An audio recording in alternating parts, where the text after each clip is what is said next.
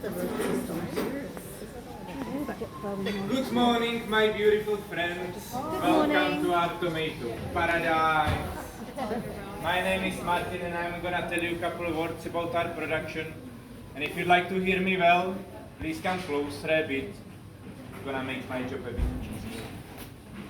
Thank you so much. So the whole story of this place of our Fridheimar farm, it all begins in 1995 when owners Helena and Knut, who are very cool people, they bought their first greenhouse in area.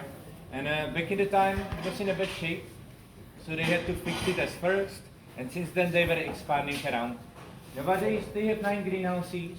They have stables with plenty of Icelandic horses they breed and train. They opened wine bar in a greenhouse 2 months ago. Pretty unique concept as well. And on top of all those things, they managed to raise 5 children. So I would say they were a bit busy all the time. Actually, you can see a picture of whole family on that information wall over there.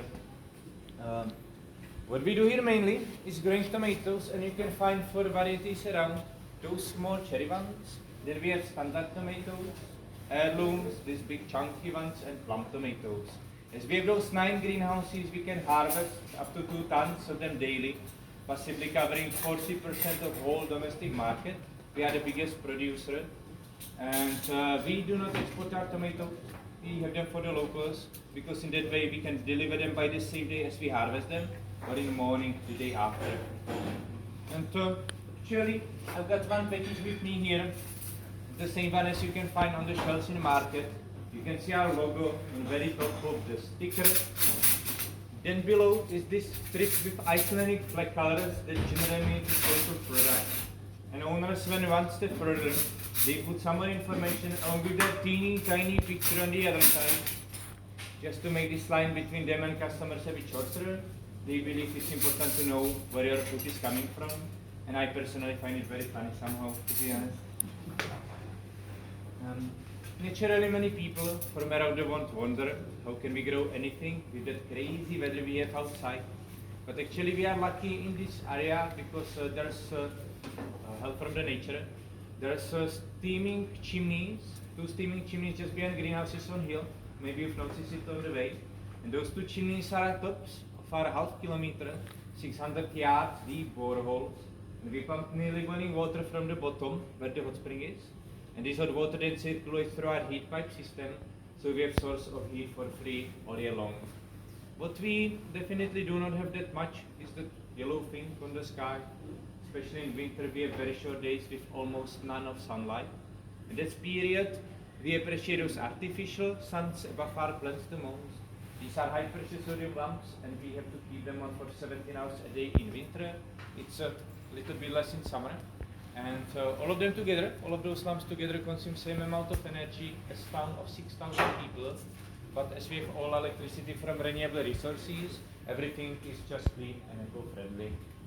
And do you guys grow tomatoes home? Grow tomatoes, couple hands in the air, very nice. Do you have some idea what could be the most crucial ingredient if you grow tomatoes? Who dares? Who was it? As simple as that. And congratulations, you just won my tweet. The very first prize, the most beautiful tomato.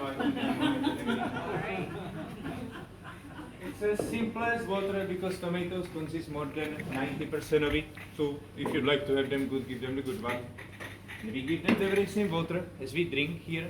And I believe that's one of the best drinkable waters you can have on the whole planet. And this water comes along with mixture of liquidated nutrients, as magnesium, potassium and calcium. And it comes to plants in those white pipes. You can see them stick to the bottom of this soil on the bottom. And as everything comes together in a water, we may say it's hydroponic system. Mentioning plants, they stay with us for 9 months. And if you look to the lines, you can see actually two sets of tomatoes. The very long ones, and the very long ones are 9 months old. We are just about to take them out. And in between are the smaller ones, and these are 2 months old.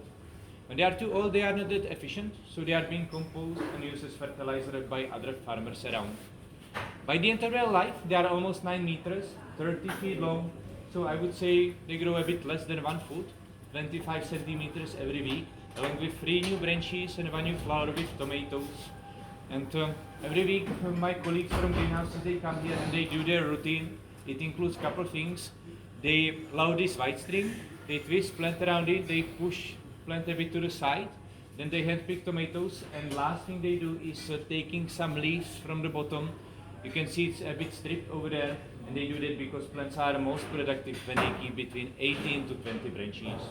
And just to give you some more figures, there's this big picture of our operations. Our greenhouses cover total area of 10,000 square meters.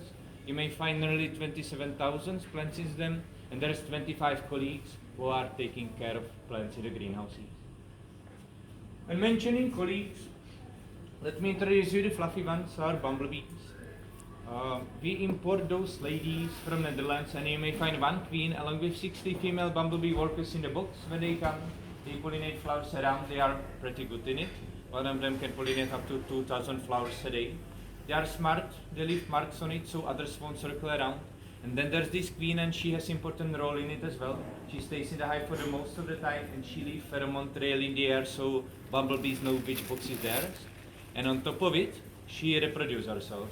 Unfortunately, second generation of bumblebees are males, and they don't want to work at all.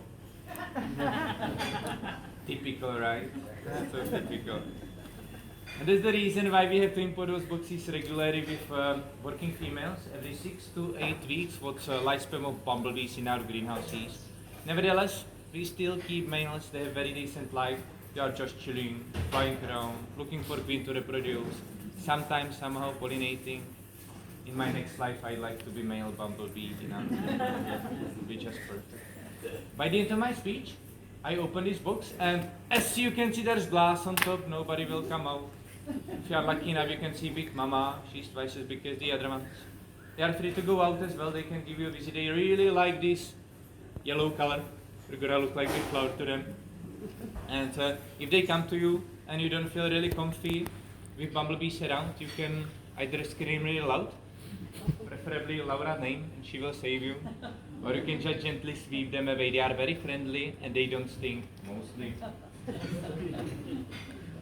Actually, bumblebees are not the only helpful insect we have around.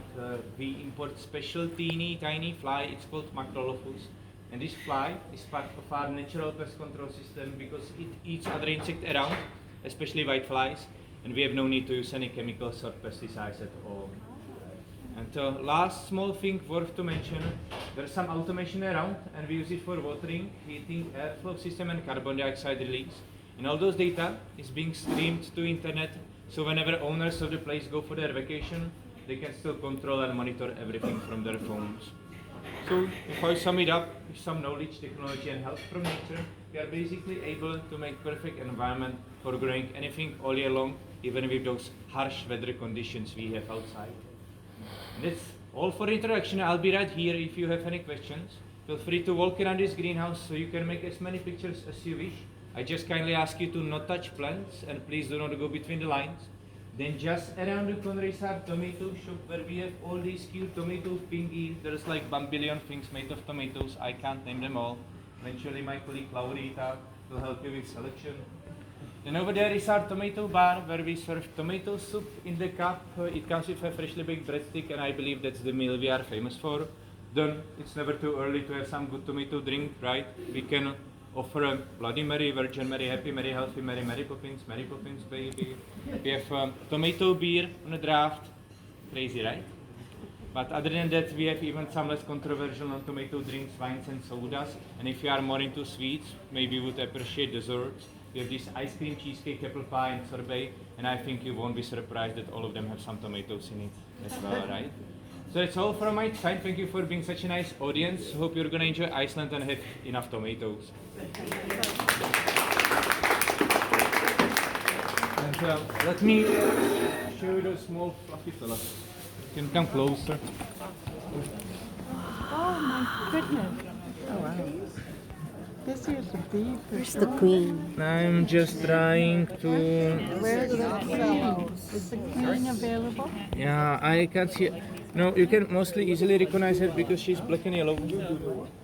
I'm just joking, but she's basically same as the other ones, but she's very huge. They bigger? Yeah, she's...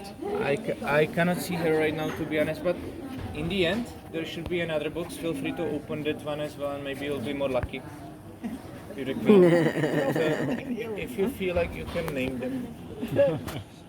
Otherwise, they'll be mad. I don't have enough names. How would you tell one from the Over there, just the building. Oh, what else? What did she say? Don't know. Forgot to take. Like we import them from this company, Cooper, and basically they breed bumblebees for the greenhouses. Nothing.